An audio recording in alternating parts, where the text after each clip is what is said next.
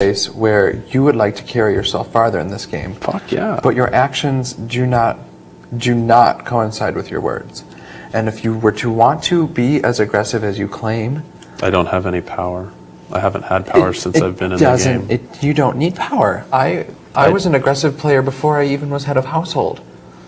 I was an aggressive player before I was the switch of vote this week.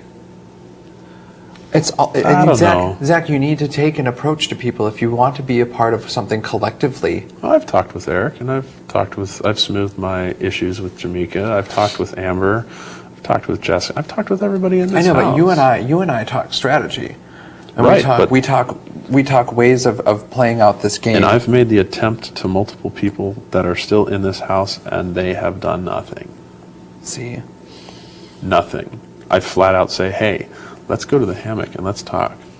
Nothing. Wow. I'll go back and I'll have a hammock talk with Jessica and be like, hey, you want to talk about what's going on in the game? Nothing. Wow. See, I'm always up for it. You know that. So, and then there are certain people in this game that I just refuse because I just don't trust them for shit. Yeah. And I'm like, well, if you're really coming at me by putting me up as the backdoor patsy a week ago or whatever, I'd appreciate it if you said yes, because that doesn't bother me structurally in the game, and I'll still talk to you about the game, but I want to know why, because... Well, but the thing is, strategically, since week one, you have been a person who has come to me about the game, and I can approach with scenarios, and you and I can play it out. Right, but what I'm saying is, if the statement is true based on what they said, and you're saying it's not, but I'm just trying to check for validity. If it were true, what advantage do you have to gain by me leaving versus Nick staying or something like that? Well, and you're proving your point now. Well, and that's one thing. I mean, I look at everything in this game as the benefit received. What is the benefit received in Kale leaving? What is the benefit received in Eric staying? And I mean, it's just like that in sales. It's like that in everything. What benefits are received in every decision that you make? And the benefit received in you leaving is nothing. Is absolutely nothing. It would have been a pointless move. Sure. And you being an ally, a person that I can come to and I can count on, why would I want to rid myself of such situations? As where the benefit received of Nick leaving strategically was far great. It was far too great. Because had he still been in this game, those two would not be going on the block this week. Sure. Now, see, the thing that I'm wondering is, I don't know, I was going to say it. I just lost it because I was staring at Jen. Damn it. Damn you, Jen. Your name came up in the group situation. I immediately threw it under the table. Because for me, as head of household, there was nothing for me to do. Of course, in the group discussion, it had to be passed around. But I wanted Nick out. No, I understand that. So when they say that your name got brought up, and if they're telling you that I actively pursued you in leaving, that's where the line is crossed from truth and lie. Well, no, I just heard that after the POV was won, that you ran up to Dick and asked if I was going up.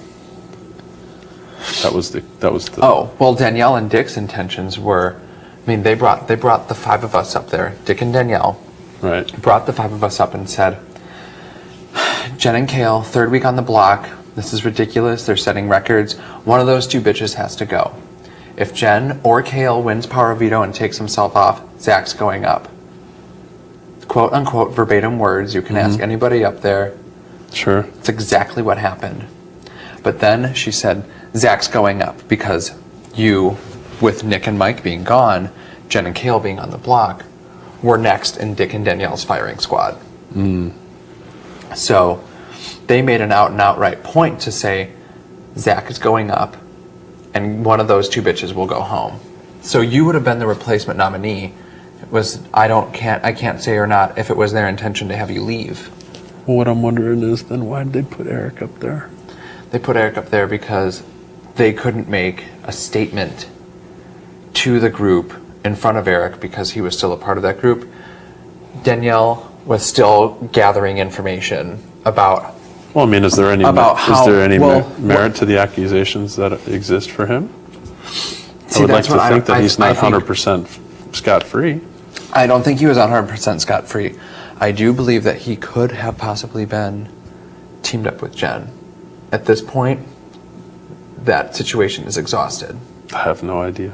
But, I mean, and that's just one thing. I mean, Dick and Danielle suddenly hang out with Jen.